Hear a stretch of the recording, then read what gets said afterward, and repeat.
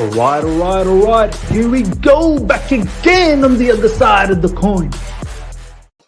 All right, we are back again on the other side of the coin. Ladies and gentlemen, I do apologize that we ran a bit late, but I had to wait for my guests. You know, I can't just start without having them here. So I do apologize from the get-go that you guys been waiting a little bit. But we're going to try and make this a fantastic preview, cover everything that you need to know for the Fulham game and obviously the Real Madrid game that's coming around. There's some questions around that as well. So hopefully we will make up for lost time, 100%. But before we get into all of that, first of all, thank you so much to the live chat for joining and always supporting. Always appreciate that. Please smash the like button. If you're here for the first time, subscribe. Do all of that jazz for me, please. Helps out the channel. And let's get straight into it. RJ, my man, how you doing? Fantastic, Miz, and hello to my fellow panelists and to the live chat. I'm really looking forward to unpacking this because the press conference was good. We're in a good moment right now. We need to consolidate that good form and make sure we don't let it slip.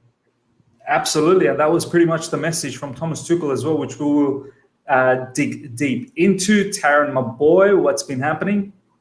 Yeah, very good. Happy to get my Timo Werner shirt the other day. Yeah, thanks for that. It'll be here in like 6 days or something. So first thing on the channel, you know, it's going to be Timo Werner on the back. Maybe I went the wrong way around just to kind of show off the Werner 11. But yeah, really excited to be on. But yeah. What jersey did you get? Like which one? Which kit? Try and guess. It has to be the main one, the home kit for sure.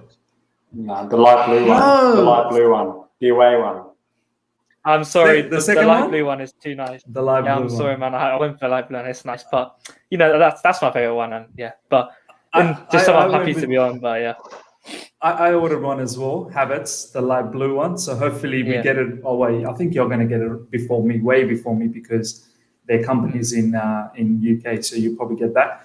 Adnan, my boy, how was Iftar? Thanks for coming along. Yeah, it's fantastic though. And I've told the family, and it's a Friday and it's a holiday here, so great evening. Yeah, I remember when I used to go for holidays or vacations in Bangladesh, and Fridays was such a buzz, man. Fridays we would be having all the tasty biryanis. To all the fellow people out there, if you don't know, biryani is like it's one of the best dishes from the subcontinent. So Fridays where we'd have all the best food because it was a day off for everyone. Exactly. Obviously it's fasting now, so people are having iftars. But yeah, Adnan, really good to have you here. Thank you. Ladies and gentlemen, let's get straight into this. Let's talk about the press conference first up. What Thomas Tuchel was asked. It'll be good to talk about that. Let's get straight into some of the team news that he was asked about. Kovacic is out, guys, for the Fulham game. We expected him to be back for Fulham to at least get some sort of minutes, but yeah, he's been ruled out by Thomas Tuchel. And the surprise package also is Rudiger. Rudiger is out for the Fulham game. Apparently, he took a bit of a bump. I remember he took a bit of a bump against Real Madrid, but I just didn't think that it was that serious for him to miss out on a match. But maybe this one is okay to be missed. I'll go to you, RJ, first up. Man, no cover. Look, Rudy, at least we can try and manage, although that left centre-back position is a very tricky position that many cannot play. We've seen Zuma play there and he falls asleep. Who else has really tried there? No other players besides Zuma. I don't know if we've tried Christensen there. So we'll get to the Rudiger situation a bit later. But Cover being out and possibly Real Madrid is such a tricky fixture for him to come back and impose any sort of, feeling into it. He may come off the bench, but how are you feeling, man? Jorginho and Kante, surely they cannot just keep playing and playing and playing. And I think Thomas Tuchel was asked about Billy, and it didn't look like Liam Toomey asked about Billy right at the end, and it didn't look like, he was absolutely keen that he's going to start Billy. He's just saying that, he's an option, but Kante's still fresh and he's looking to start. So what's your thoughts? Yeah, no, there's a few elements there to unpack. So if with Kovacic, firstly, it was a bit disappointing because you might recall at the last press conference, we heard Tuchel say basically, even though he's not the physician there or whatever, he was confident that he was going to get Fulham to get a few minutes out of Kovacic in preparation for the Madrid game. But now that we've had that further setback in his terms, it doesn't give me much confidence or optimism that he definitely won't start, you'd think, against Madrid. So that will limit his influence on that game. So it puts a lot of pressure on J5 and Kante. And like you said, the question from Liam Toomey at the end, Tuchel was, what's it called? Yeah, cheers, Matt. He was quite sort of politically correct in saying, yeah, of course, Billy's on the bench. He's working really hard. He was very close.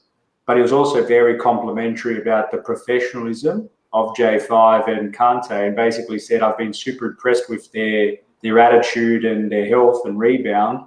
So if you were a gambling person, you'd put your money on them to start, to be honest. But if it was me personally, I'd be a little bit concerned that we're taking a big gamble now, because what happens if these two start and one of them picks up a major injury right towards the end? It's a very risk-reward sort of thing there. So quite keen to see what unfolds in that space.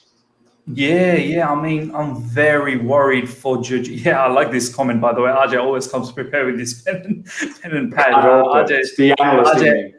RJ is not messing about one bit.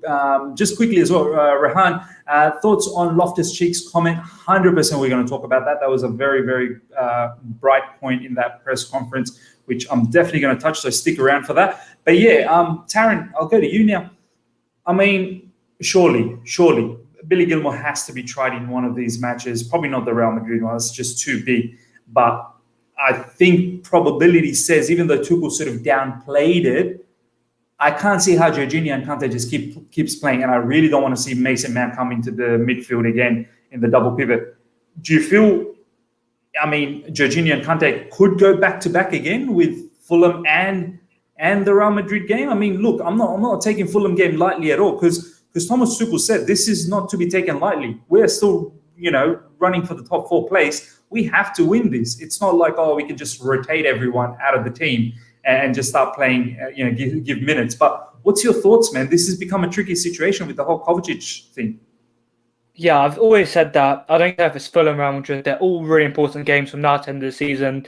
We have 5 games left in the Premier League. We're in the semi-finals of the Champions League. Every single game is a cup final to me at this stage. So for us to risk Gilmour in a game like this, I know it's probably the only game that he can get minutes in. But for me, I'm not prioritising different players to get minutes, different players to get games. I'm prioritising the best lineup to go up at all times. But then it comes to the argument that these players have been playing. Jorginho, that's the point we'll get to a bit later. Jorginho has played every single game under Thomas Tuchel, bar that Atletico game at home when Kovacic and Kante were played.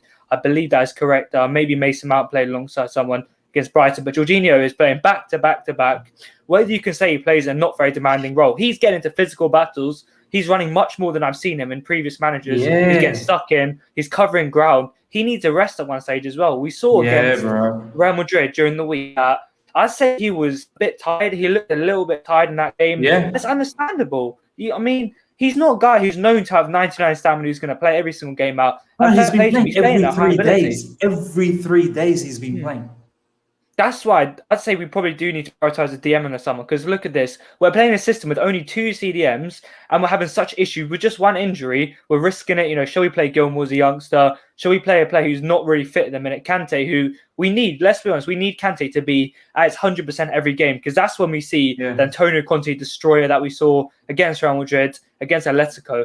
And it's really difficult. I don't know what we're going to do at this stage. This is why I will get to the lineup a bit later.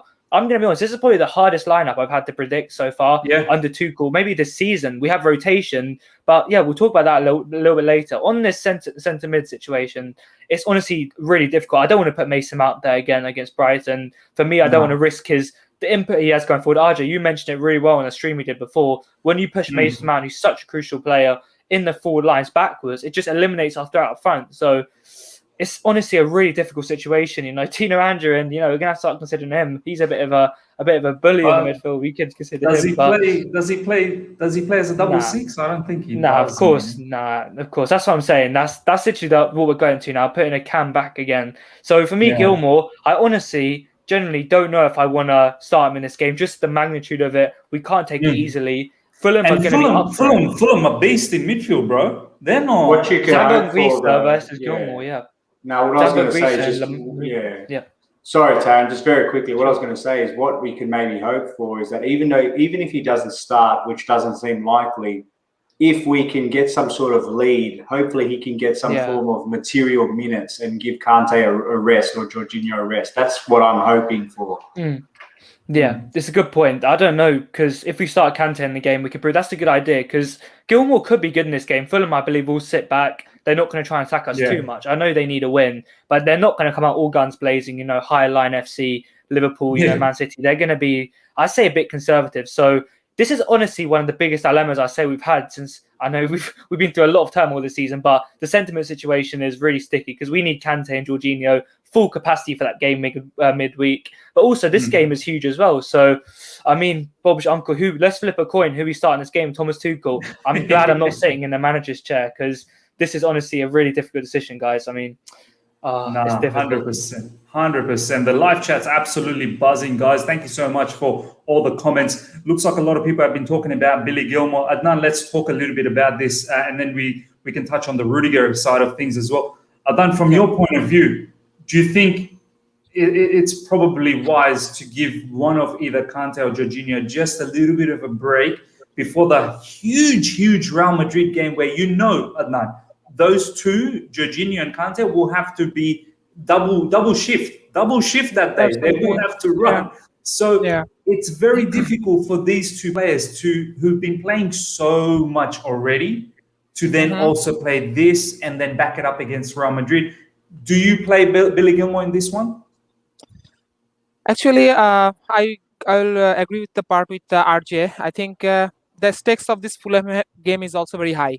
We cannot lose this one. Because last home match we won is against Fulham, then we lost to West Brom, then I drew with Brighton. So our home form is absolutely bad one, I think. Yeah. Wow. So I think I am very intense about this home form, to be honest, because and I cannot see that I can feel Thomas on this, because I think he don't want to lose the game, to be honest. And even if it's a draw, I think it's not a good result for Chelsea, to be honest. So we have to ensure the 3 point in this game. And I can see Billy Gilmour will come up from the bench. I cannot see him starting, to be honest. This is my point of view, because I think that what RJ said, I think if we get a lead in the first half or get a good start in the match, maybe 1-0, 2-0 up, then we can make some changes, because I think definitely there is one eyes on the Real Madrid game. And I actually thought that Kovacic gonna back in this match. If Kovacic was going to back, I think he could have played 30 to 40 minutes in this game or first half. So that would have given a proper rest to Jorginho or Kante. To be honest, I think Kante maybe not required a rest. The man he is, the stamina he has. But I think Jorginho just wants to keep running. He just wants to keep running. Yeah. I think Jorginho needs a rest, because Jorginho has been playing almost every matches. Yeah. So I think yes, I can see Billy starting this match, to be honest, but he definitely is going to come on from the bench, and maybe we will see some makeshift changes, like maybe Mason in the midfield again. But maybe Havertz or Hakim going to be in the up again or something. I think there will be some changes, to be honest. Yeah, look, I mean, it is the most crucial part of the season. And look, I believe whatever Thomas Tuchel does, and I just pray that none of the boys get injured in such a crucial period, because if we lose someone like Kante now, or even Jorginho, oh my God, we're finished. We're absolutely finished. Hopefully Kovacic can come back very soon after this Fulham game. I'll start with you this time, Adnan. The left centre-back does worry me a bit, because I have not seen anyone do that well besides Rudiger. For me, Rudiger has been absolute champion under Thomas Tuchel. For me, honestly, I know a lot of people will say Thiago Silva, Andres Christensen, Azpilicueta, all have been fantastic. But for me personally, Antonio Rudiger has been outstanding, amazing under Thomas Tuchel, and he's the one defender that has this, that mongrel, that in your face against the opposition. He just brings that. Who do you think could play in that left CB? Because Zuma did not do a good job last time he played there. I think we have to give. I was a bit surprised to see Rudiger out, to be honest, because I thought that Chelsea going to rest Thiago Silva, because I seriously think and he cannot play against Real Madrid if he play 90 minutes versus Fulham, to be honest, because he already carrying some sort of back injury.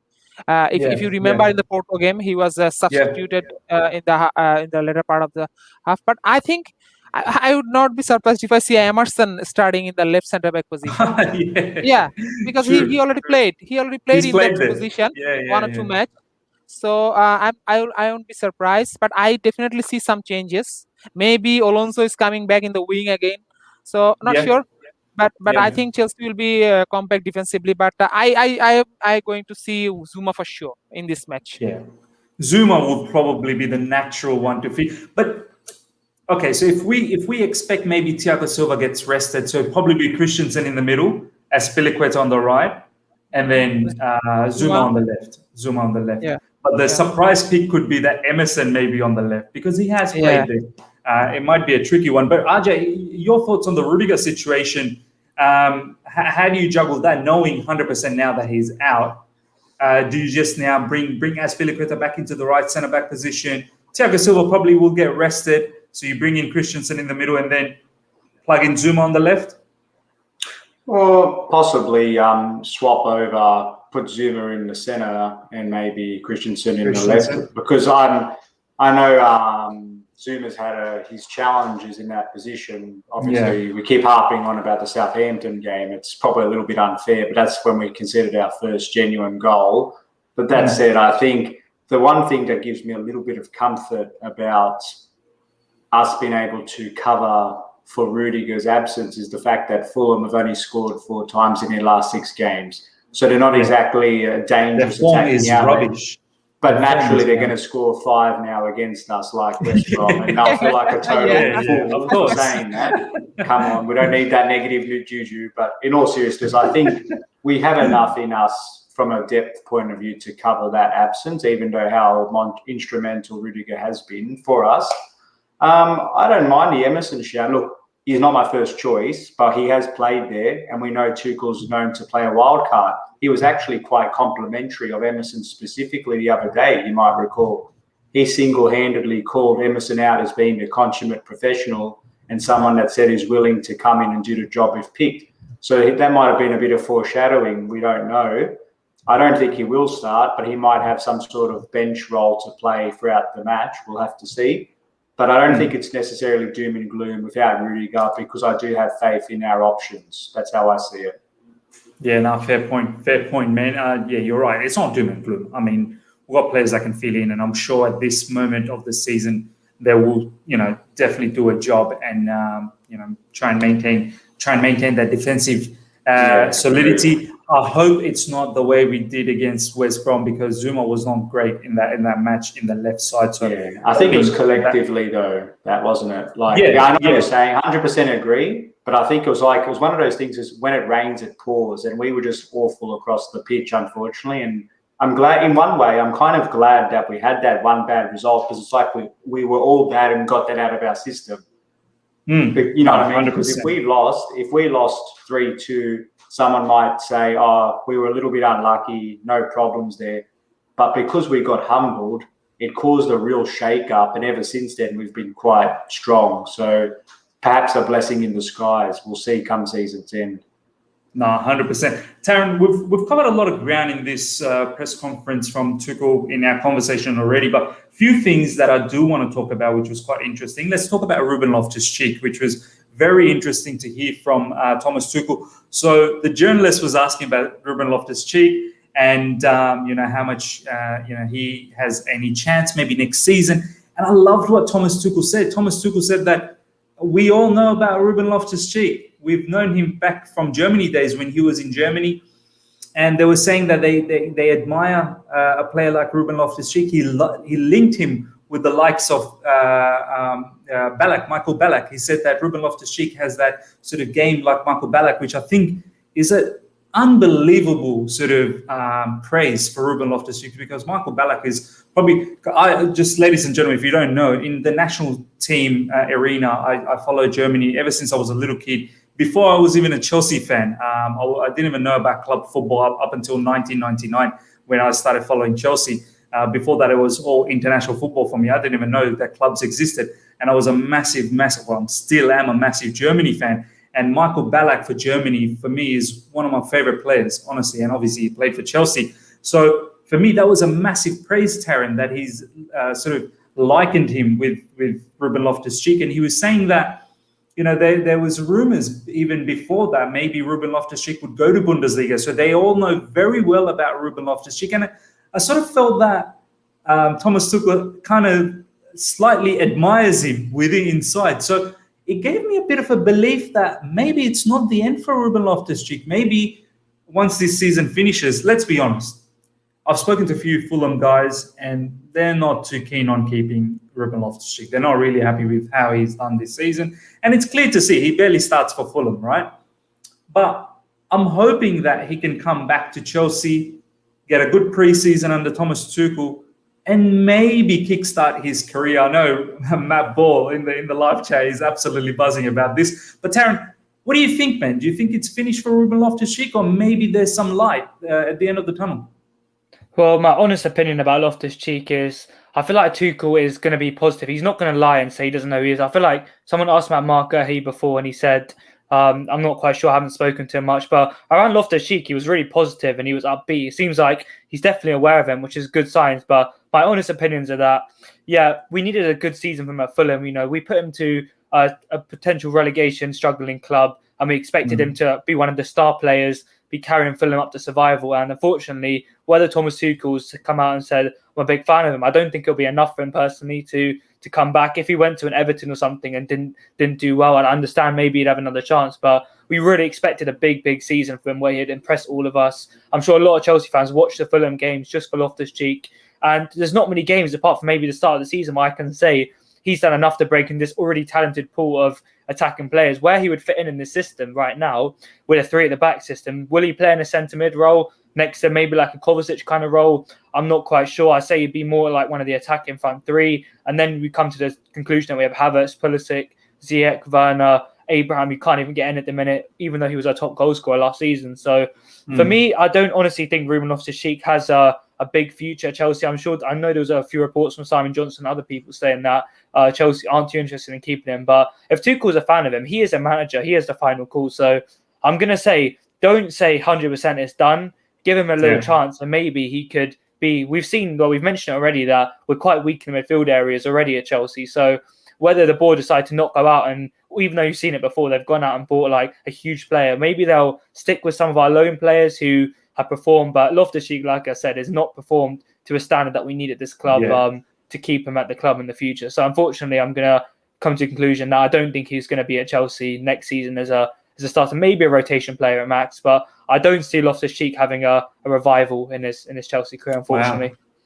Wow, fair enough. Before I get to Adnan and get his thoughts, I just saw something from Flyers. Flyers, how come you don't support the Australian national team? No, man, I 100% support the Australia. When Australia plays, you don't understand. RJ will know this. The 2000 World Cup, RJ, do you remember when we had to play Uruguay? Was it the 2000 World Cup? Yeah, Aloisi. Was it 2000? No, that was 2006. It was 2006. 2004. 2000. No, it was to qualify. It was to qualify for 2006. It was to qualify for 2006. Yeah, right, qualify for 2006.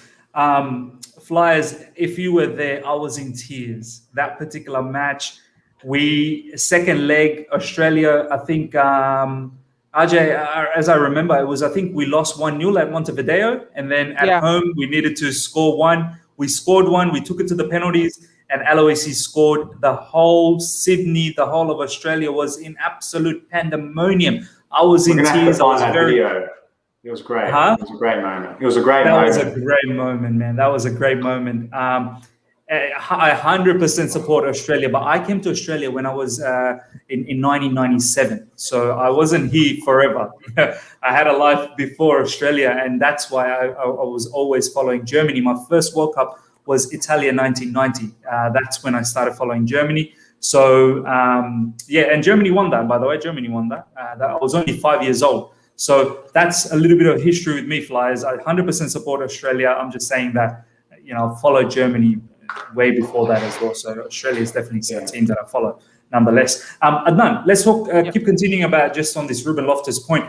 Taron has said that obviously Ruben Loftus-Cheek, in his perspective, probably this is it. It's finished. He hasn't done well in Fulham. Can't see him coming back. A lot of competition that we already have with Mason Mount. You know, Conor Gallagher in West Brom is putting his hands up as well. And midfield, we're loaded, man. Ziyech, Kai Havertz. Do you know what I mean? Like, we've got names left, right, and center. What's your thoughts? That maybe he will get some sort of opportunity in pre-season, and maybe that's his opportunity to show Thomas Tuchel what he can bring to the team next season? Absolutely. I think Thomas Tuchel is a fair person. I think he will give the chances to players like he did gave like Alonso's, Emerson's, these players who are not picked up by Frank. So yes, I think he's a fair man. I think he will give a chance in the pre-seasons. And to be honest, I think three midfielder that if we think about Conor Gallagher, Ruben Loftus-Cheek, and Ross Barkley, I think I personally think that Barkley will be sold. Maybe to Aston Villa, or West Ham. So I don't even think Aston Villa want him. I don't think Aston Villa want him. I mean anybody in the league, and I think maybe Conor Gallagher will have a go in the preseason. Maybe in the end he'll be loaned out, but I think he's a centre midfielder, so I think he has a better chance in the staying in the Chelsea 11. And to be honest, you have to think so many things about the squad and rotations, because this season's Tuchel is came in the middle point of the season in the January or late January, right? I think if I'm not wrong. So I think he was not in a position to make experiment, because the results are very bad already. So he playing in a same system in every time. So I think the next season we'll see he will trying 4-3-3. He'll trying different formations that he's preferring. So I think there'll be players will be required for those sort of formations. So I think Ruben will have a chance in the preseasons, and now it's up to him. Definitely in his Fulham loan, he's not that bad actually. Yes, he had missed sitters. I seen some of the Fulham games just for Ruben. I seen he missed some of the good chances, goal scoring chances, but he was good. He was good in the build up. He was good in when he's playing in a loan position. Scott Parker generally uses him off the bench like a super sub. Super sub. Yes, I think in the Fulham is not a club where I think a player like Ruben will get a very good scope to scoring there, because they are not that kind of attacking team. They don't have that kind of capacity to attack opposition. They play in the limitations, and they are good with it. So I think, to be honest, I think Ruben will get a chance under Thomas in the preseason. And up to that position, I think it's up to Ruben to show him how good is he to be in the Chelsea team. Yeah, look, I agree as well. I think in the preseason, it's open for everyone to showcase their skills. So I'm hoping Ruben can do something. I do understand what you're saying, Taron, in terms of so much competition. Ruben's really got to blow his Tuchel's mind, honestly. And I understand what you're saying as well, Adnan. This is a very good commentary from Matt Ball. Matt Ball, thank you so much for joining. Everyone is expecting too much this season was for him to get game time and not get injured, which he hasn't had one injury this season. He has got better and better this season. Next season, he will show. He just couldn't finish that. Here we go. He will show everyone what he's about. Look, you're right about the injury. He hasn't got injury, which has been fantastic. RJ, you had some point to say about Ruben Loftus-Cheek. Yeah, that's sort of echoing similar sentiments to both what you guys have said and what Matt said. So the thing for me, what I think about with Loftus-Cheek is that we obviously know about what he has brought previously and all the potential that was floated with him, but the injury set him back. So the major obstacle for him to overcome was to show that he could turn up physically week in, week out and get through the minutes. In the meantime, we saw that this season, he's played a lot of games where he's actually featured for 90 minutes. And I've just done the research and I've double checked it. But in recent times, what's a bit of a concern is that, like you said, Miz, he's been used as a bit of an impact sub. He's only played 30 minutes, 60 minutes here and there. Is that signs of fatigue catching up? Is it just tactically he's not delivering? That is a consideration for us to think about. But that said, on the Chelsea side of the world, it's not as if that we've been lighting up the world in an attacking sense.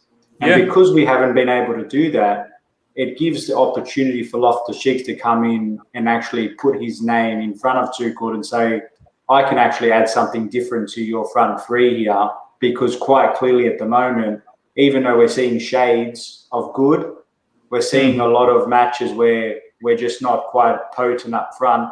And what I like about Loftus-Cheek is he brings about physicality. He's got the speed, he's got the touch and the finesse. I just watched that goal earlier, the one where he did the 1-2 with Hazard and he scored against Fulham, ironically. Sweet. So, you know what I mean? He's quite a unique player. And if we can get the physical, fit Loftus-Cheek back to bring that different type of profile. You know what, RJ, just to interject, you're so right that he's unique. We don't have a midfielder like him.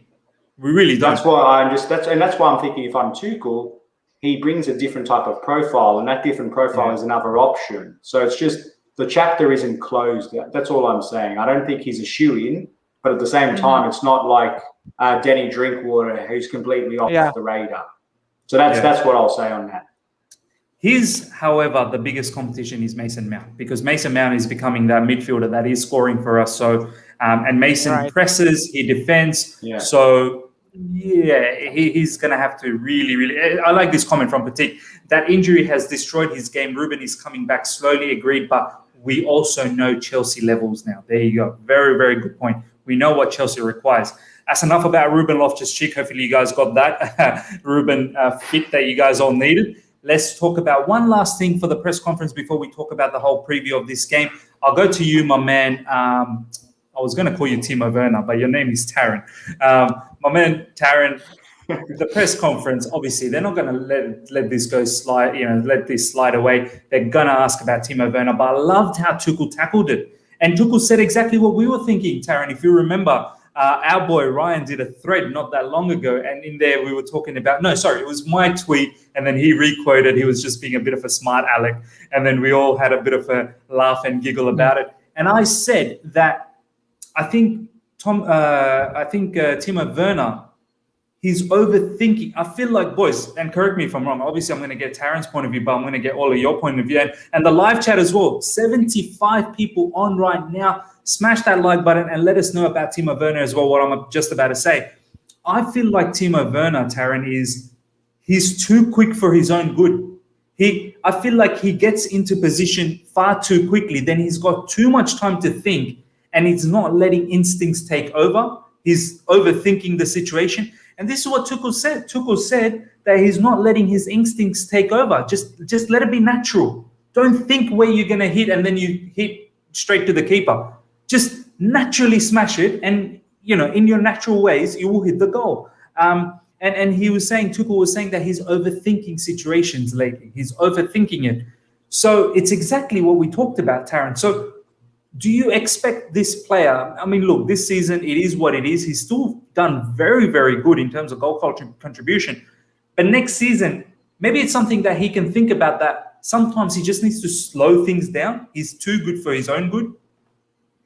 I think you and Tuchel hit the nail on the head there. I think that's exactly it. He knows, we all know he has the ability to finish these chances. No hiding away. Tuchel knows it. We know it. Even the Timo Werner haters know it. But the fact is, I think it's the speed of the Premier League is a little bit different. Maybe he has less time on the ball, and that might equivalent. I don't know what I'm saying. I'm just trying to back him. But my point is that I think, it's a really difficult situation with Werner in a minute, because Tuchel obviously wants to get the best out of him. He's not been assigned, I wouldn't say I think one factor of his job was maybe to get the best out of Werner and Havertz. I think that honestly was the case, but he's obviously trying to get the best out of him, and he's trying his best, Werner. He honestly is getting the positions time and time again. And the tweet you mentioned is that if Timo Werner can get into the right positions with all these chances, then he's going to be a 30, 35 goal season player. But I would say world's number one. He'll become world's number one striker if he converts all of these chances. He does so much for a striker that not a lot of other strikers do. He presses really well. He opens up space for other players. He makes vertical runs. He's almost like a vertical playmaker at times, opening up spaces for other players.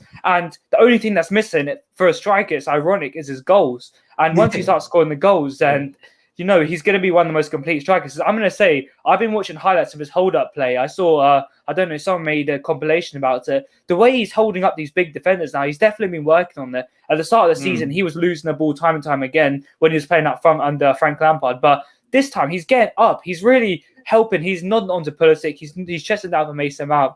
But, he's a striker. He can do all these things, but he's playing in a position. We rely on him for goals. And if he's missing chances like this, then I mean, we need our striker to score goals. So we could say we need a 20-plus goal season player, but then we miss all these other attributes that we already have that he does. We don't get the vertical runs. We don't open up spaces for the other players to flourish. I say Pulisic looks really, really good alongside Werner, actually. He has a lot of space. Werner opens up a lot of space. He drags out defenders, allows Pulisic to drop deep, drive, what he's best at. So, I mean, exactly the amount of runs Werner makes and knows picking them up. I see it. So frustrating. Frustrating. Jorginho, everyone, they forget to miss the passes. But for me, the main attribute about Werner that's making me think, why should he be playing, is the fact that Tuchel keeps playing him. He's a manager who's been assigned to get top four, to get finals competitions. I've mentioned that a little factor was the fact that he needs to get game time with Werner, but he's not going to keep playing him every single game, most minutes, dropping players who are considerably better before he came in,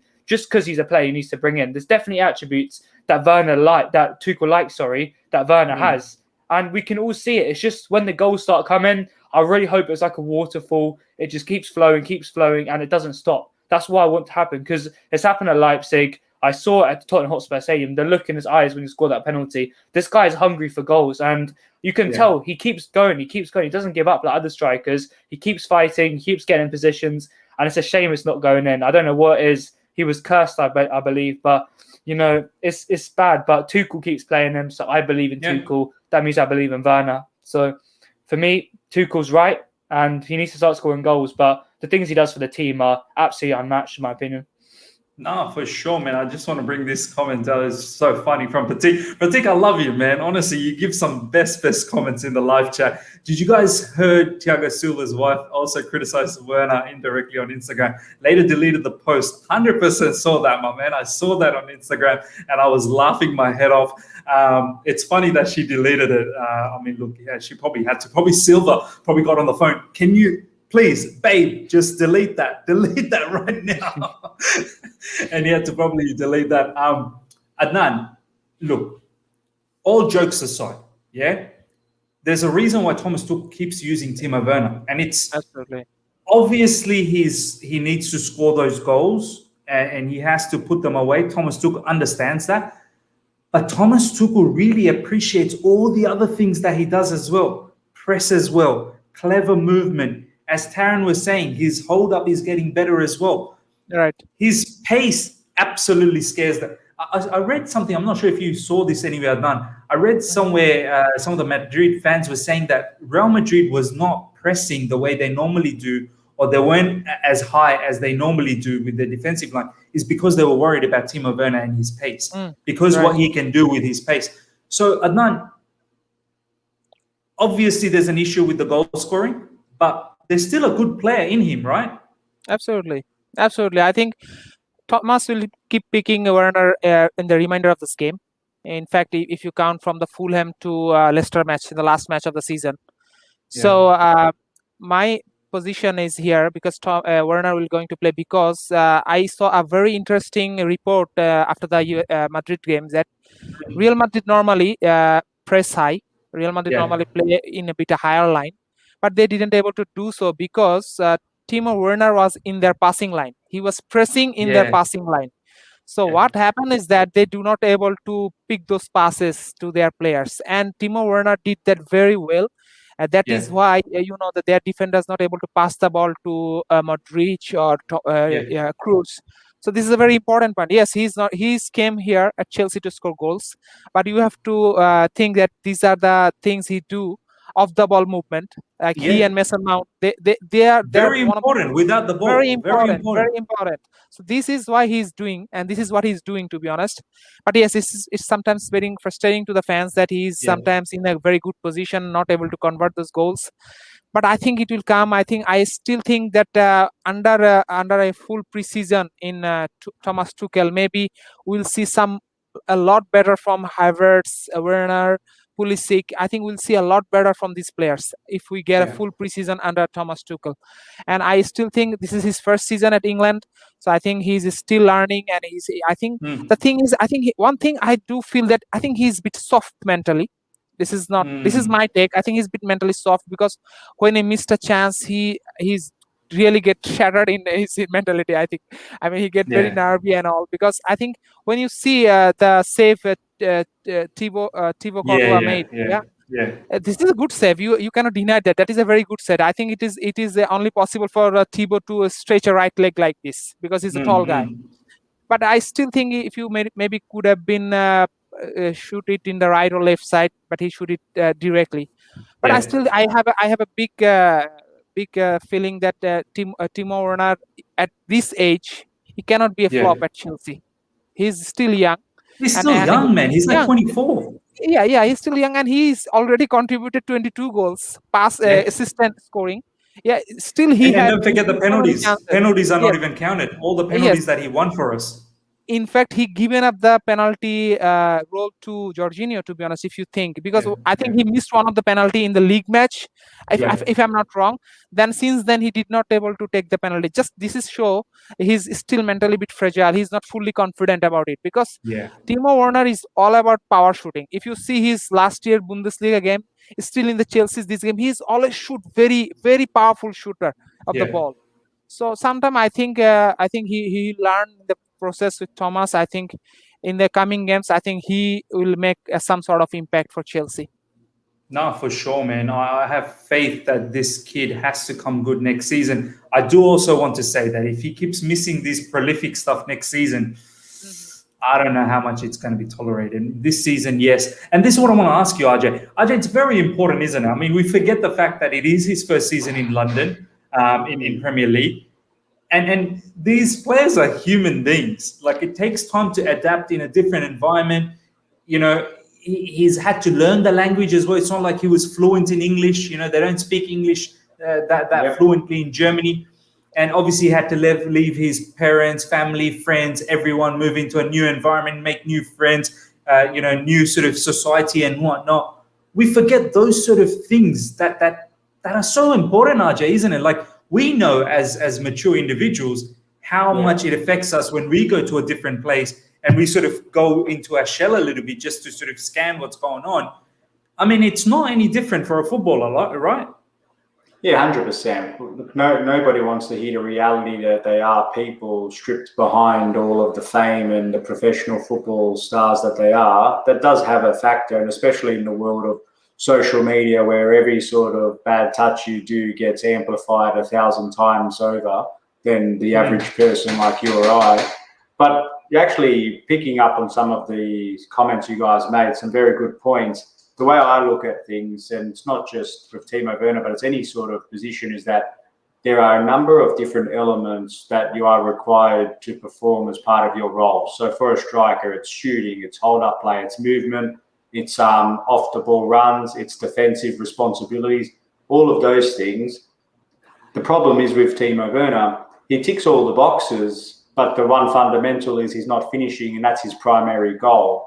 Well, for a better use of a term, that's his primary job, and he's not banging in the goals. So if you break down those sort of 5 different jobs he's meant to do, the biggest proportion of that gets the highest weighting is finishing chances, because he does all the movements great. He presses well. Yeah. He works hard. He offers assists. He gets penalties. But he was brought in for the number 1 role, which was to score goals. So it's one of those things where the net benefit is probably slightly better than the net cost of him missing those chances. But that said, that's not going to be sustainable. He's got to eventually improve those finishing. It's like a goalkeeper. If they play well from the back and they come out and punch corners and do all these great things, but they can't catch a ball, it's not very good, is it? So, you know what I mean? It's just, for me personally, I'm actually content, not over the moon or disappointed. I'm content with the contribution he's made. I do think the fact that it's his first season, it does give him a little bit of wiggle room. It's COVID. He hasn't had a chance to have a proper preseason, blah, blah, blah. But that said, I think he has improved under Tuchel in terms of his touch, his involvement in the build-up. But one thing that struck me was quite interesting is in the Real Madrid game, not only did he affect their passing lanes and their build-up, but he also was a low-key responsible person as to why players like Kante had so much room, particularly in that first half, because he occupied all of the defenders. Because they couldn't leave him, they had to drop 10, 15 yards back. And what does that mean? There's a whole empty space in midfield. That's why Kante was making all those runs. Absolutely, bang on. So when you look at this, if you're Tuchel, you look at Werner and think, oh, geez, he should be finishing those chances. But the flip side is, if the benefits he creates for his teammates, if they capitalise, is he then producing the right outcome for the team? It's a team sport at the end of the day. So that's just my thoughts on it. No, you're right, man. We've said it, Taron. You know, we've said it in this channel, and Ryan said it perfectly when we had Ryan here. Thomas Tuchel plays in a holistic style. He does not play banking on individuals making the moments for him. He plays in a holistic style, which is the team plays as a proper teamwork and creates those opportunities. So he's really relying on teamwork producing the stuff, and then obviously the individuals finishing it off. Taron, you're going to say something here? Yeah, I just wanted to say that with Werner, I feel like he has the movement. I'd even say his movement, the way he moves off the ball. Tuchel always constantly says, we can be good on the ball, but if we're not on point off the ball, we're not moving around opposition, we're not making them tired, then our game's going to be 50% as good. I think he said that in the press conference before. Yeah. So Werner, I feel like even on the ball, his movement, when he's running forward, when he's opening spaces, I feel like his movement is similar to Sergio Aguero, and he draws players out, he opens up spaces, he gets in goal-scoring positions. For me, it's just the finish and the clinicality that we know he can be. Yeah. And we're comparing him to Aguero, but he has all the attributes, just that little bit. If he can put the ball into the back of the net, get that little bit of confidence, then on our hands, we have, in my opinion, a world-class striker who's going to ultimately get 40 goals a season and contribute to our team massively defensively. He leads the press from the front. Tuchel always mentions he leads the press from the front. He opens up the play, and he does so much. If Tuchel just wanted a goal scorer, he'd play Abraham in the team every single week just to score goals. And then I feel like the rest of the team would not lack as holistically as you said. So for me, it's just the finishing in a minute. And I know just the finishing. Finishing is a massive part. Football is all about goals. Goals. Whoever gets the most goals wins. But for me, football is so much deeper than just the goals. It's about how the team likes to play, off the ball, on the ball. It's such a tactical battle these days in football. And if they're not tactically correct from the front pressing, then it's going to be a different scoreline. So yeah, that's kind of how I feel about the Werner And if you situation. miss all the chances, Taron, that's another thing. He gets criticised for missing all the chances because he keeps getting himself in good positions. If he wasn't as intelligent, you wouldn't be amplified. But it doesn't justify his misses. But you know, at least he's getting himself in those spaces. So fingers crossed he just improves. That's all. Yeah, man. I've said it many times that at least he gets himself into these positions time in, time out. How many of our players gets themselves into those positions? Not many, man. Not many players in the Premier League even do that. Yeah. So it's just a matter of getting that clinicality back into his, skill set, and then my days, he's going to become a wonderful striker. That's enough about the press conference, boys. Let's now talk about the match in itself. I want to start talking a little bit about Fulham. I'll go to you, Adnan, first up on this one. Let's talk a little bit about Scott Parker, man. I think Scott Parker is a very good manager, Adnan. I feel like he's a very underrated manager in this Premier League. And a lot of people, when you talk about Scott, like any up-and-coming managers that are coming, not many bring up the name Scott Parker, but I want to bring him up because I feel like although Fulham is still going to get probably relegated, but they've had a lot of good results, not in recent times, but earlier in the season. They've troubled some of the big boys. They play a very good brand of football under Scott Parker. It will be, I really wanted them to stay on. I really did. It would be a shame to see them go down. But do you feel like Scott Parker has a big future in management? Yeah, I think so. Because you can see, I think his recent result was also not that bad. I think Fulham was almost winning versus Arsenal. It is the last minute goal that kept them in a draw, I guess. I'm going to bring this up. Give me 1 second. I'll just bring this up. Their just last few games hasn't been the greatest, but you're right. The Arsenal got one. I think they were leading right there. And Arsenal scored. And then just before they have that win against Liverpool as well. And then obviously they went through a few losses, but So I think if you just think about the league position of the bottom three team, you see that two teams already changed their manager, despite knowing that they might be going down. But it's the Fulham who have the complete faith on Scott Parker still. So that shows the management have faith in him. And to be honest, and we do not normally see these kind of things. When we see the newly promoted team is struggling, can't get point, the manager gets sacked. but Yeah. they kept the faith on him, because if you just go through their earlier result in the beginning of the season, that was not good at all. No. But he changed it. He made some good result. He did some, because I think Fulham has lots of limitation. They didn't able to sign a hitman. Yeah. To be honest, Yeah. a striker. Yes, they bring a Josh Maza from French league. I think yes, he scored some goal. I think that's it. But I think they needed a hitman in the from the beginning of the season, because Mitrovic was not that good anymore. To be honest, he is not going to lead the line. But yes, they have some particular players. I think Admola Lookman, he did well. I think another guy's I think it's a Pereira, right? I think I forgot his name. I think they have Cavallero. Cavallero. Sorry, yeah. I think he had a very good season, to be honest, and he did well in the big team. So I still think Scott, even if Fulham get relegated, I think maybe Scott Parker will manage in Premier League in future as well, because I really he'll get a role. I think the vacant position there will be in Crystal Palace. I can't see the manager. I was gonna say. I think the manager going to be in the next season for sure.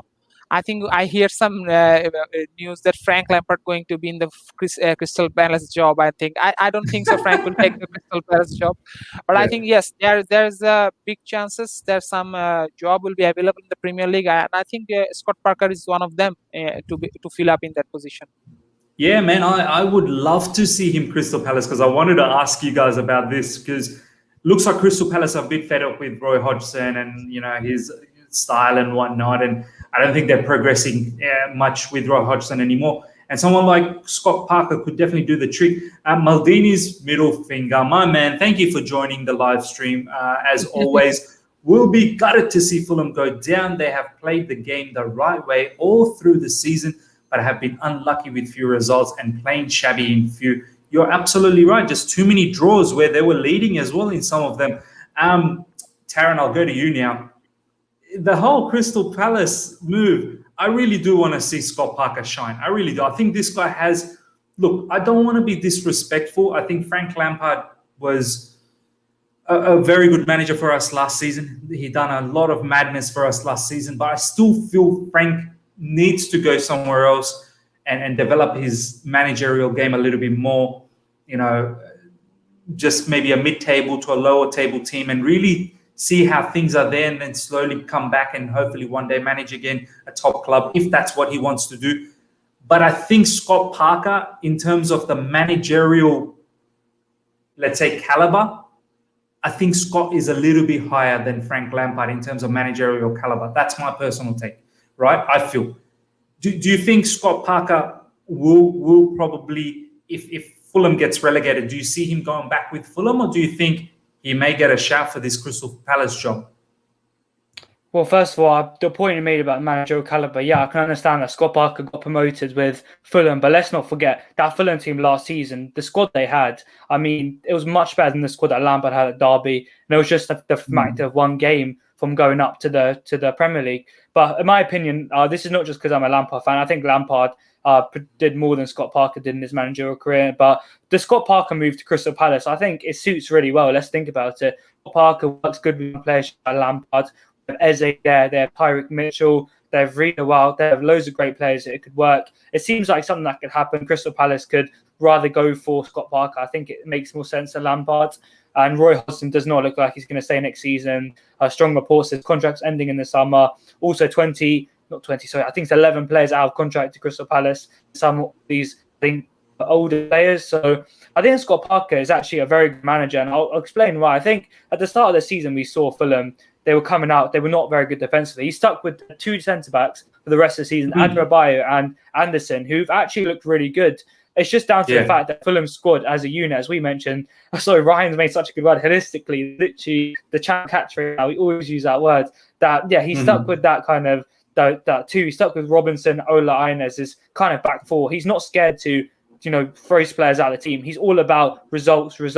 He's about getting not promotion. He's about staying up in the Premier League. And I respect Scott Parker for that. And I think he could easily do a job in the Premier League and maybe a low league club. I've heard shouts that he could get the Tottenham job, but I don't think he's quite up for that right now. Maybe he can. Interesting. I think that one's a used to play bit for Tottenham. too much of a jump for him. Yeah, that could be almost like a Lampard kind of thing at Chelsea for like an ex-player. Obviously not to the same extent, but an ex-player coming in and kind of doing a madness, as you said.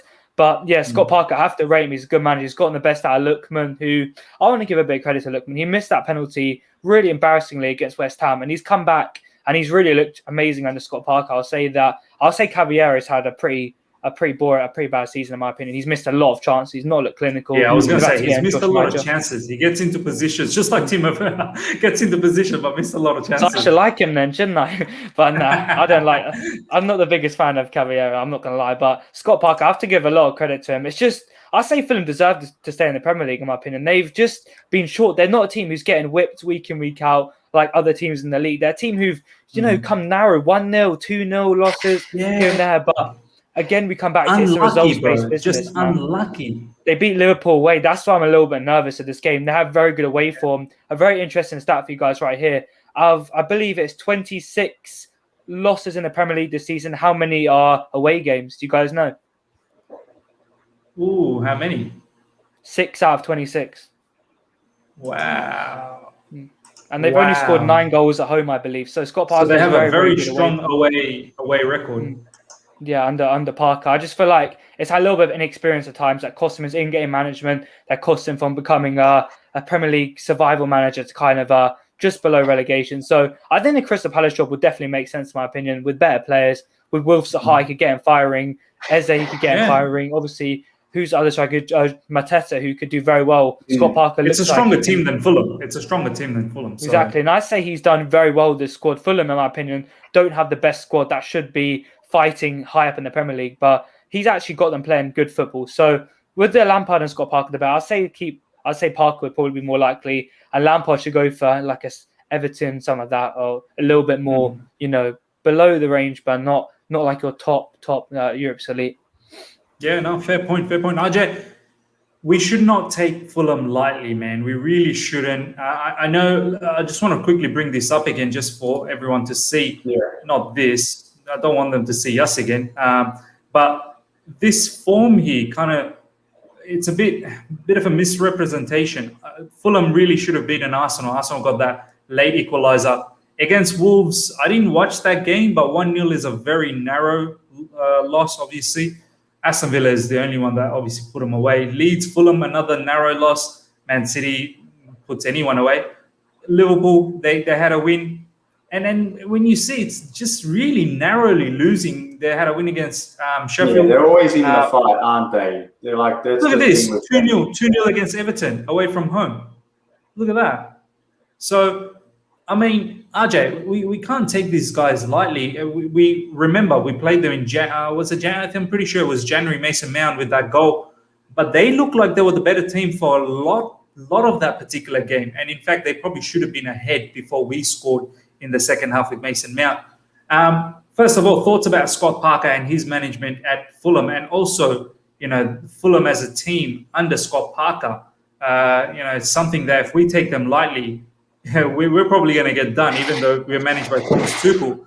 We've seen and Thomas Tuchel said this in the press conference as well. You sleep in this league just for a moment, you will get done. You will absolutely get done. So yeah, thoughts on a couple of those things, man. Yeah, sure. So I had a bit of a laugh in my head because on the podcast we run here in Australia, it's a football thing. It's the two mates, the one Manchester United, one Arsenal. I seem to be the sole sort of defender of Scott Parker, and they're laughing at me saying, why do you rate him? I said, well, I just like the way that Fulham play. I know I'm a Chelsea fan, I shouldn't say that, but I think he's done some good things with them. And at the time, they were actually in a good little mini purple patch, but then recently, as the sort of form guides showed, they've sort of dipped off a bit. I don't think that it necessarily does them justice when you compare the whole season. But like Taron said correctly, it's that little bit of inexperience or that game management that's let him down, and consequently, they've gotten on the wrong side of the ledger in recent times. That puts them in a pretty precarious position. But that's in where the threat lies, Miz, because they need to start racking up the wins because they're in real danger zone now. And 7 points out of the drop zone, and I've looked at their last set of fixtures, apart from us and United, they're going to think that the game's against Southampton and I believe Newcastle to wrap things up. They're very winnable games from their perspective. So if they can get the job done against us from their thinking, they've set themselves up nicely to make their sort of climb back up from the improbable now. So yeah, this is a real. I hate these kinds of games because anytime you verse a relegation challenge team, it's almost like you're at a cup final because they're going to fight. They're going to make it difficult for us. And for any Chelsea fan out there that thinks this is going to be a cakewalk, I'd say make that assessment at your own peril because this is going to be far from comfortable. If anything, they're going to make us suffer more than what the likes of Porto and Madrid did to a certain extent. Ajay, this is until it's mathematically not over for Fulham, you know they're going to come. You know they're going to come high. So I was going to say, do you remember, Ajay, a few seasons back, maybe 5-6 seasons ago, Wigan needed to win the last 5-6 games against Man United, Man City, Liverpool. Maybe we were even also in the mix, I don't know. And Wigan ended up beating all of them and ended up ensuring that they stayed in the Premier League. I'm not going to say that Fulham's going to do the same madness, but you know very well not to underestimate when someone's about to get dropped. Exactly. The power of incentive. Like, I'd rather verse a mid-table team that's got nothing to play for because you know that they're going to have that 5% less, give or take. Whereas them in Fulham, it's all to play for. So, yeah, I'm very nervous. So that's why, just coming back to the press conference just quickly, when people start asking, why aren't we thinking about using Billy Gilmore? Because Tuchel knows that they're going to have a war on their hands and you'd want your best troops on the front line. So I can totally respect where he's coming from. No easy games.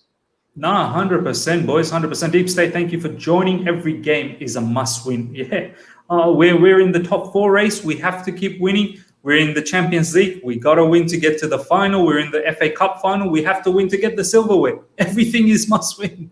It's as simple as that. So I can completely understand when the journalist was asking in the press conference, is there some sort of opportunity to rotate and give other people a game time? Thomas Tuchel straight away categorically just denied and said, there is no opportunity for game time here. This is a serious game. This is a serious Premier League game. Yeah, just quickly on Scott Parker as well. You're talking about, if Fulham gets the drop, where does he go, etc. I think Palace makes a lot of sense. But one club where I don't think he should go is Tottenham because that would be a big downgrade for him. He wants to go to a good club, of course. So I just thought we should make that very clear. Stick it in there with the Spurs, man. They're in the mud. Spurs are in the mud, absolutely in the mud. But that's about that. Boys, we are going to now get into the fun parts of things. Obviously, we will do the lineup. Ladies and gentlemen, this is where it gets very exciting. Live chat, over 100 in the live chat. Please smash the like button. Take the opportunity right now. Hit the like button if you're enjoying. So take a moment, smash that like button. And also get in on the act in here as to how you'd want your team. Let's start with the back line, and I'll go with Adnan this time. Adnan, let's do a couple of players. Let's see what the other boys also have to say and think if they agree with you. Who's your keeper? This is a tricky one. You're on mute, Adnan. Oh, no, it's okay, I think. Yeah, I think I will keep Mendy as a goalkeeper. And not giving Kepa any opportunity? No, not this one. I think Mendy needs to be in a good shape before the Real Madrid match because I just heard that Sergio Ramos is fit, so he's going to play. So we need to be very concerned about set pieces now. So definitely our goalkeeper and defense need to be in big shape. And I think Mendy will be my goalkeeper, right midfielder. I think Azpilicueta because I can't see him starting versus Real Madrid. In the midweek. This is my choice. I'm just giving my choices. Center back is Christiansen. And Zuma is my left center back. Let's see what the boys think about these four before, because I want to make sure that sure. we lock a team. Taron, so far, do you agree or you change something here? Yeah, Azpilicueta, I probably would play him, but the only thing is that he's played 2 games in 2 days, as Tuchel said in their press conference, back-to-back a right wing-back.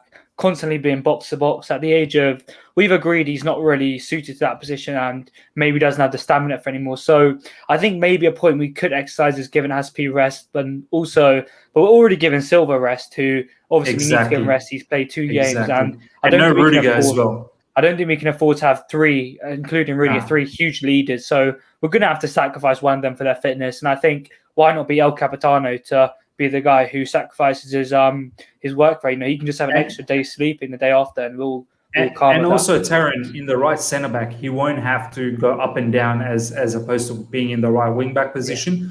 So hopefully, it'll reduce his running a little bit. So you could also argue that he will need to make overlap and run similar to Burnley against a low block team, and also he needs to be fully mentally and physically fit to deal with strikers being 1-on-1 with him. Needs to intercept all the balls. So it's going to be interesting, but I'll agree with Adnan here. I'll say that Zuma should probably be in the left centre back role as well. I'd say it's him and Rudiger. I prefer Rudiger so much in that role. He's so much more aggressive. Zuma tries to be aggressive, but Rudiger has it in his nature. You know what I mean? He's the player who wants to wind up players. Zuma's not that type of guy. But Christensen in that centre back role, I've mentioned him before, Miss. I absolutely adore him in this role. I think he looks at absolute like a Rolls Royce of a player in the centre back role. It's beautiful to see. And in terms of Mendy, Kepa could have been exercises. A lot of people are saying the last game, but come on, guys. Every game is big now. We need our best players on the pitch. We need our demanding goalkeeper to defend against Adorabay and Anderson from corners. So, I agree with Adnan. Very, very good, Adnan. RJ, you fully agreeing with this backline so far? What I like about Aspi being there... sorry. Can you hear me now? Gotcha. I can hear you. Great. Okay, so the one thing I would say is that I like Aspi here because he does offer the leadership. He's back in his natural position. And with Real Madrid in mind, obviously we'll be bringing back Silva. But the only thing I'd probably say is that if there is a fatigue concern, then with Aspi, we do have then the option to use the tried and tested Christensen in the right centre-back that allows then Reece James to play in right wing-back. But this isn't a Real Madrid preview, so we won't digress too much. But in terms of this back line, I think it's good. There is, for me, as I said earlier, a little bit of a question mark in terms of does Zuma start in the left centre-back role or in the middle, because I believe he was in the left centre-back role during the West Brom debacle, and I'm still... He was. That's why I said I was a bit weary about that. Exactly, but I know that the whole Rudiger setback's just a little bit disappointing. That said, though, I think between the two there, between AC and Zuma, I think we should have enough cover, and I do believe that we will have enough... protection just in general, given that Fulham's not exactly the most attacking team we're going to come up against. So I think we will be okay with this at the moment. I think so as well, man. I know a lot of people in the live chat, a few are saying that whole Emerson thing that we said initially as well. I don't know if Tuchel will just make that much of a change. There is a shout for maybe AC to be on the left, but look, AC in the middle is so good. You're not going to deny the fact that he can be on the left. I know a lot of people are saying that Zuma is pretty good in the middle, but not better than AC. AC is absolutely gun in the middle. So you want to have your best player in the best position. And right now, the way Zuma fits in is in the left centre-back position, which is a bit tricky, but hoping that he can do the job. Ajay, I'll start with you this time. We'll look at the wing-backs. Who are you going with the two wing-backs here? Yeah, I'm going to have to give Reece James some playing time. I think he's been a little bit... No Callum. No, and I know why you think Callum, because he's a more attacking type player. But that said, I think this match could serve as a bit of a warm-up for Reece James to get ahead of the Real Madrid game. It just depends, though, because I didn't think Aspi was going to be deployed in right wing-back again, because I didn't think he was that good. But he seems to trust him. That said, I wouldn't be upset if Cho did get picked, but I just have a gut feeling he's going to go with RJ, the real RJ. No, and fair point. For left wing back, this one here's probably more of the headache for me, because Chilwell to me has adapted to this role really well in recent times, and has probably been low key one of our more underrated players in recent times. So given the Rudiger absence, I kind of sort of want him there just to give a little bit more protection to help Zuma out. But at the same time, I'm also mindful of potential fatigue concerns for him because he's been involved in 90 minutes game in, game out. But look, every game's a final, in my opinion, and I can't seem to trust Alonso at the moment. But this might get a bit of debate, and happy to hear it. So you reckon Chilwell? You're going with Chilwell, okay? I'm going with Chilwell. I'm being safe, but yeah, again, happy to be convinced. No, for sure. Look, I'm definitely going to have a different opinion on that, but we will get to that. First of all, thank you so much for this super chat, Tony Tone. My screen's just gone all crazy. Here we go. We should go 4 at the back with Zuma and Christensen. Look, Tony, I can't picture Thomas Tuchel doing a 4 at the back. That's the thing. We can talk about it as long as we want, 4 at the back. Maybe something that could happen next season. I honestly don't think, Tony, it's going to happen. That's why, I mean, don't really want to entertain any sort of fantasy sort of situation where it's really not going to happen. But yeah, once again, Tony, do appreciate that. Super chat, let's get back into this. We'll go to you. Well, first of all, I would actually go with Callum Hudson-Odoi and Alonso because Chilwell has been playing too well. It'll be too many games, and then obviously Real Madrid coming up, and then I'd give Callum because I want to attack Fulham. I really want to attack them and get this victory, and RJ can come off the bench maybe. But Adnan, what's your thoughts, man? How are you going with the wing backs? Absolutely, I would like to differ with RJ on this one. I think we need to attack, and I think Reece James is not going to start for my if it's me.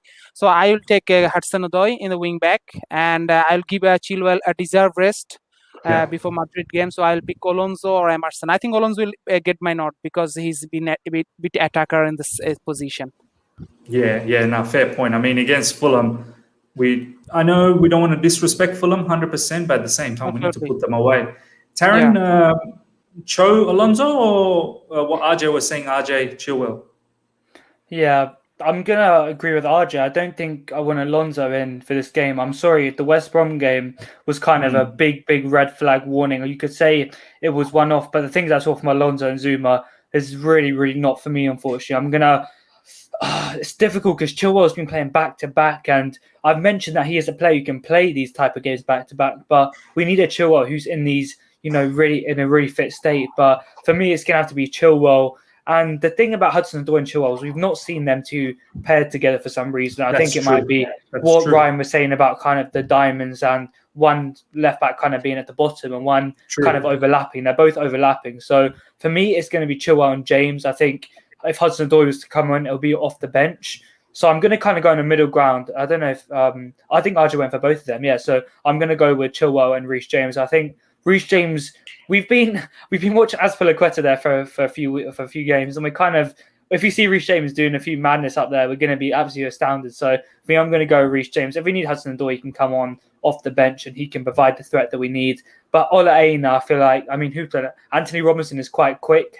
And I feel like Hudson-Odoi might be countered by his pace, and Reece James could be a bit more powerful than Robinson. So for me, I'm going to go with James and Chilwell.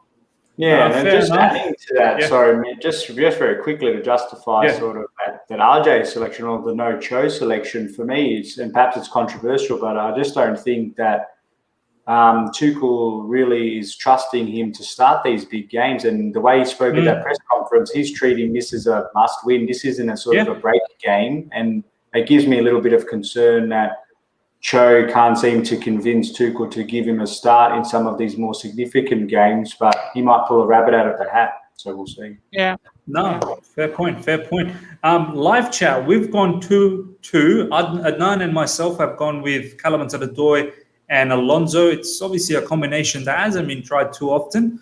If any, I don't know. Generally, Callum Hudson-Odoi and Alonso, I think it has a few times at the start. It was like 5 or 6 games in a row at the start. In the beginning.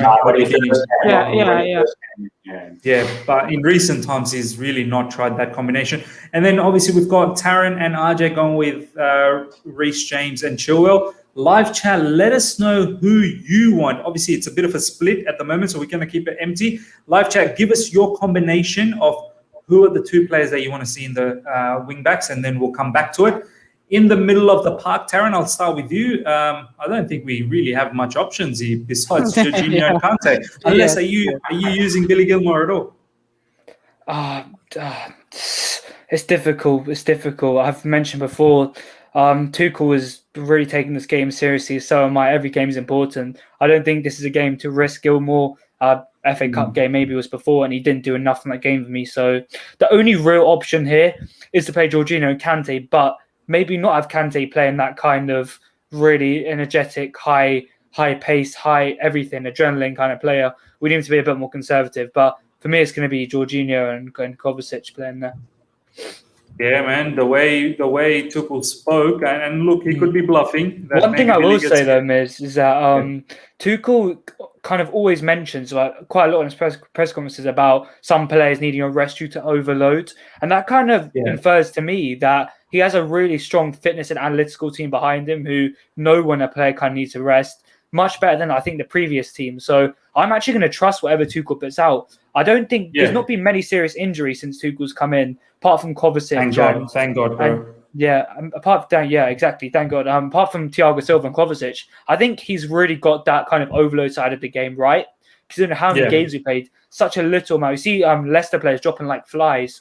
All these other teams' players getting injured, but I'm actually really confident that he mentioned as well, Tuchel, that Kante and Georgie could have that extra 1 day rest that, we played on, Tuesday, and now we're playing on Saturday. So the extra 1 day rest could give him a bit more time. So I think that's the only option we can go for, unless you guys have any objections. I think that's probably it. No, man, I can't see any objection. The way, as I said, Tuchel spoke in the press conference. Yeah, he's really hyped up Kante that he's fresh. He's fresh. He's ready to go. He wants to play games, and Jorginho as well, keen to play games. And I don't know if we're going to see too much of a change here with no Kovacic. So I'd go with Jorginho and Kante as well. Let's do the rounds. RJ, what's your thoughts? Yeah, no, it has to be. I love Billy, and I think he's got a big future. But at the moment, we're thinking about the here and now, not the future. And we've got a good rhythm. It is the every game cup final sort of mentality.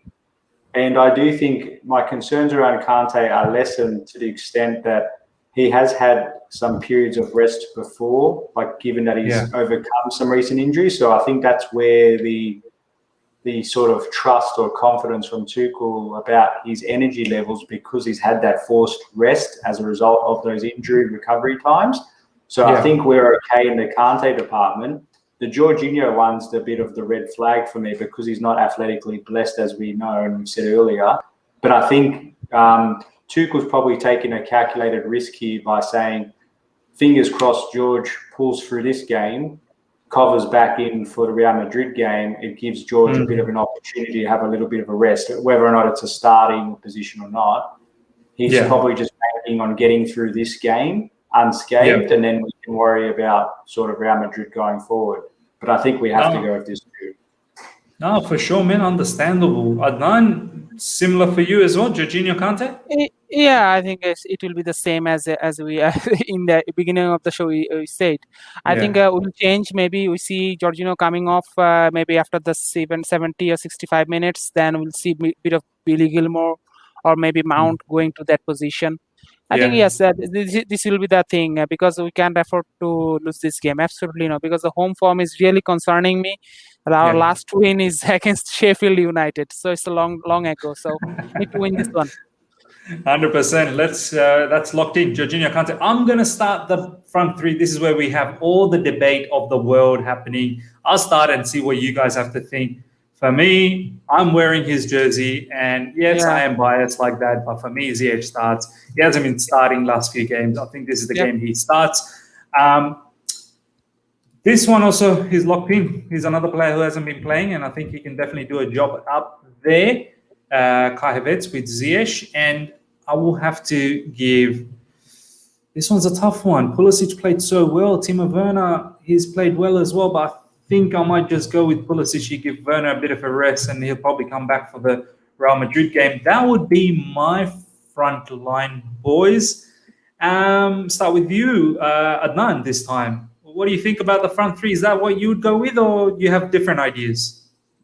this is Thomas. This is how Thomas will go, I think. But I would prefer maybe Giroud or Tammy Abraham in the striking role, because I really need someone to put some goals in the net, because it's the position where Chelsea is struggling. I think we need to give a bit of time to Giroud or Tammy to score some goals. This is a match where they could start. They really could. I mean, it's not like they're rubbish players. They're definitely good players. I have a feeling Thomas Tuchel's not going to do it, though. He's not going to just. I wouldn't be surprised if Tammy's not even in the squad. Could be very possible, to be honest. I could see a guy starting in the striking role, to be honest, because he was rested. I think he played very less versus Madrid. I think he had 30 or 25 minutes. So I think, yes, he'll play this one for sure. And Hakim, I can see Hakim Ziyech starting in the right side. But for the left, it's a bit of doubt to me, because I didn't see Thomas picking up any team without Mason Mount since his first game. Very true, very true. So I think there will be some rotation in this position. Maybe Pulisic, maybe Mount. We would see tomorrow. I think my vote would go to Mount. Yeah, look, I mean, you're right. There's not many teams that we've had without Mason Mount. I was just more thinking that Mason's been playing quite a lot as well. And then obviously Real Madrid game where he has to be absolutely at his best. But I wouldn't be surprised if Mace starts this. And then there's also a shout for Callum Hudson-Odoi. I don't know. We are too blessed up front. Taron, what's your front three? Are you sure you didn't forget about Mount there, Miz? Like, be honest. Did you not completely forget about him? I know you did. I know you did. Don't try and play that card. You caught me Don't play that card. Oh, he needs rest. Mason Mount doesn't need rest. He's a human machine. I love you, bro. You got me, bro. You got me. You did. Mason who? Mason Mount, the only guy who scores from our midfield. I'm too Ziyech, bro. I'm Ziyech FC, bro. I'm Ziyech FC. Yeah, I mean, it's difficult. I don't think we can leave out Mason. For me, Pulisic, he said that he's in really good physical shape at the minute, but I want him to be rested for Real. And apart from that, the only other thing I can exercise is Hudson-Odoi. But Werner, I think, should be rested for Real as well. They're going to come on to us and leave space on the breakaway. So for me, this is Kai 100%. He played in that game. I thought he was okay for a bit. Ziyech, I think this could be a game for him to break the kind of low block that Fulham are when it's getting a bit tight and they're sitting back. Ziyech's the one player who I've mentioned who has the tricks in his locker. And Mount, what can we say about Mount? He's undroppable. We have to play Mount. Without Mount, we're a different team. And they can be rotated fluidly. Wherever they want to go, they can just keep rotating. Make sure they're pressing. Just quickly, Taron, just want to interject here. Sorry to do that, bro. I'll get you back on. Sean FC, Mount on the left. Look, this is the thing I want to say, guys. Just because we start the formation in this manner, that doesn't mean the players just stay there. I just want to let every one of you guys live chat, 122 people listening to this. Just because the front three looks like this doesn't mean that they're just fixated there.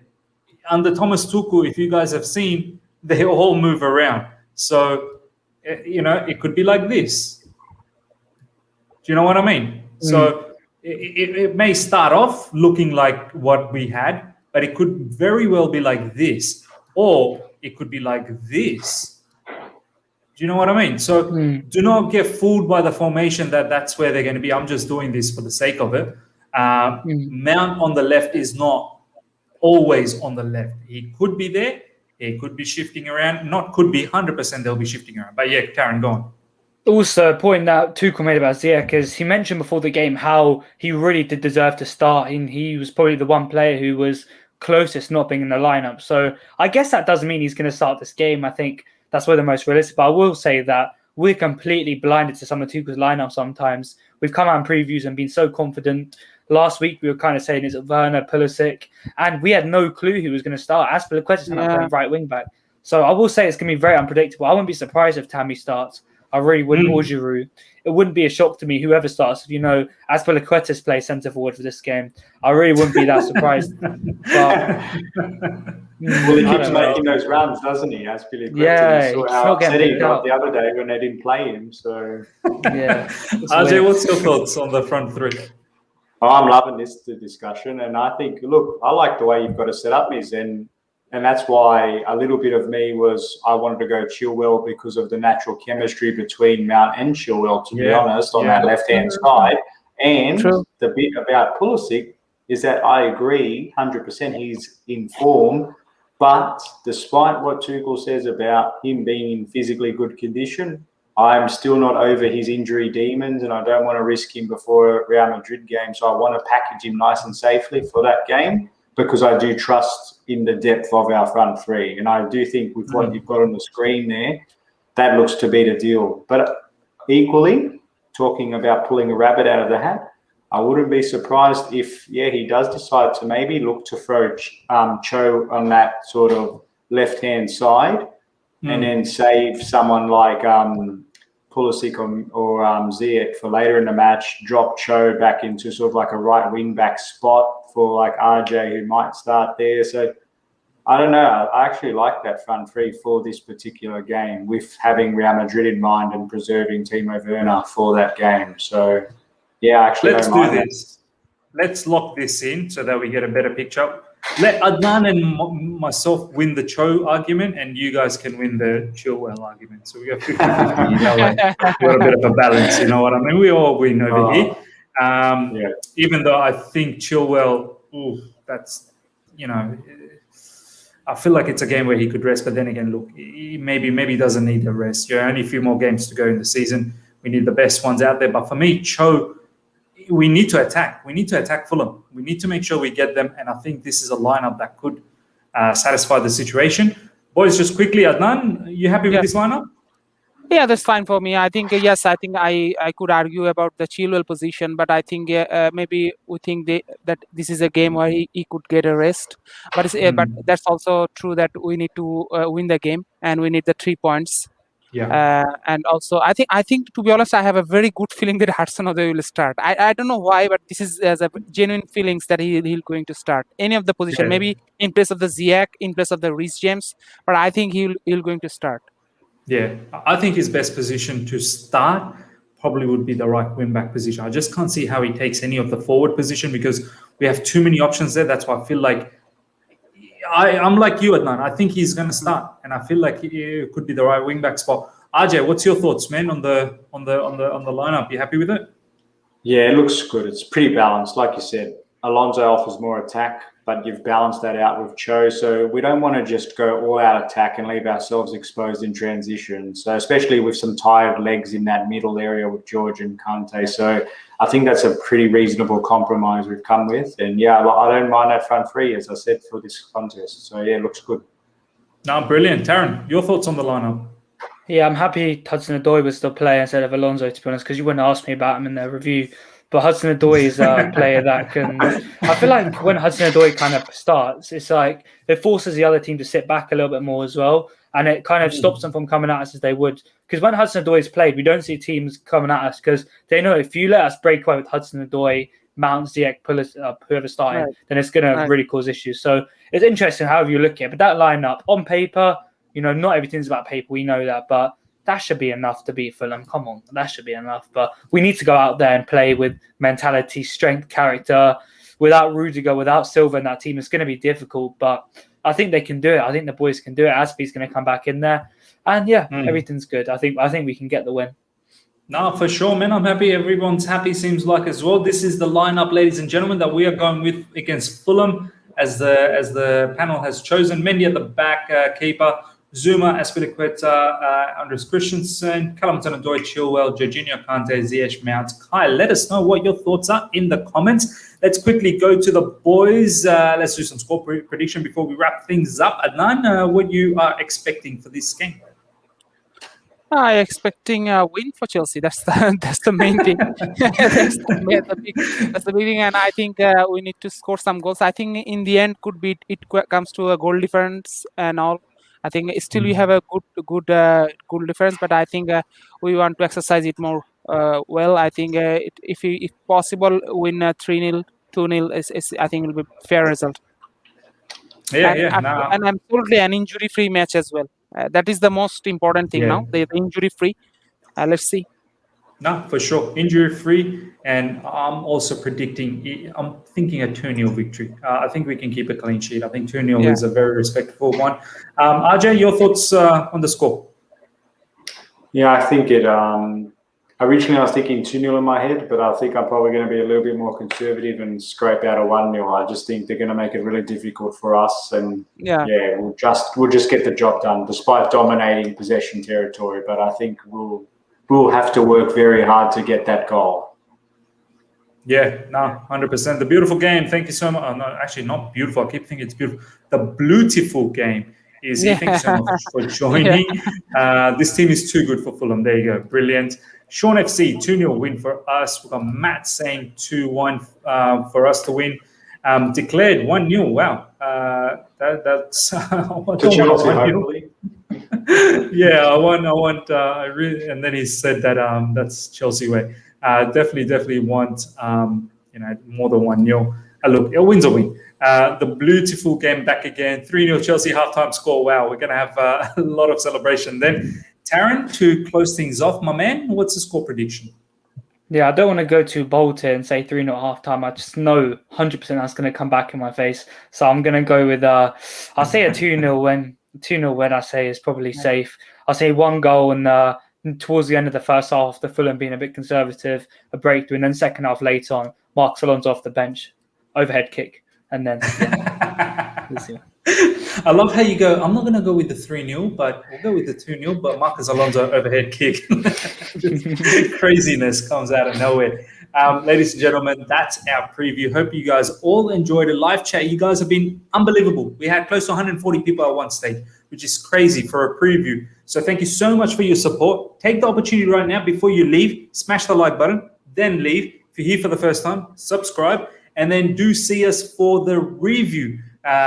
We may even have the same panel again, or Nishal actually won't be here. So it could be the same panel for review. We'll see how things are. And as I said, enjoy your evening. And all my panelists, please follow them. I don't have the description in the socials in the description yet, but I will have it straight after the stream. But if you do want to see their descriptions for their socials, please just check out some of the previous videos. These boys have been coming into my channel often enough. So you just need to go back to some of the previous ones and you'll see it. But before we go, just quickly as well, just want to know what you guys are up to. Adnan, what are some of the things that we can expect from Chelsea Bangladesh page? What are you guys up to? We are actually working with the Chelsea FC directly regarding the Stop Hating campaign, and we are doing this from today. We are also going blank in the social media nice.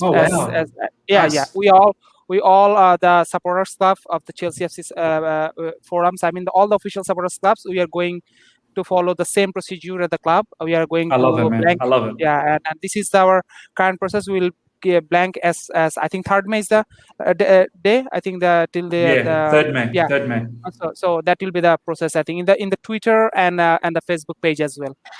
Yeah, no, fair enough. But ladies and gentlemen, if you're interested, Chelsea Bangladesh page is brilliant. It's run by Adnan and a few other boys from Bangladesh, and they're doing an absolute brilliant job. Please follow them on Facebook. Brilliant page to follow. Adnan, you guys got a lot of followers in Facebook, over 30. Yeah. We have close to 50,000 right now. We are one of the largest supporter club in Bangladesh.